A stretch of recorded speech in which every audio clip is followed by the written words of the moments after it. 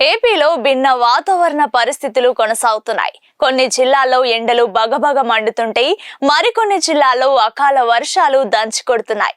మరో 2 రోజులు రాష్ట్ర వ్యాప్తంగా భిన్నమైన వాతావరణ పరిస్థితులే ఉంటాయని వాతావరణ శాఖ అధికారులు తెలిపారు.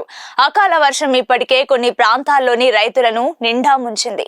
ఆరుగాలం శ్రమించి పండించిన పంట కళ్ళెదుటే వర్షార్పణమవ్వడంతో రైతులు ఆవేదన చెందుతున్నారు.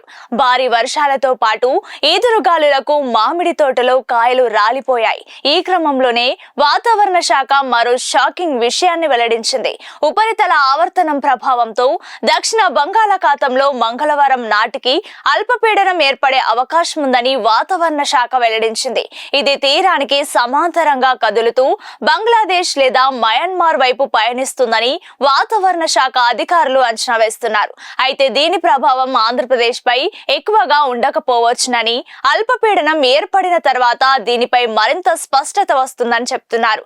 కాగా రాబోయే 4 రోజుల్లో ఏపీలో కొన్ని చోట్ల తేలికపాటి నుంచి ఓ మోస్తారు వర్షాలు కురుస్తాయని వాతావరణ శాఖ తెలిపింది.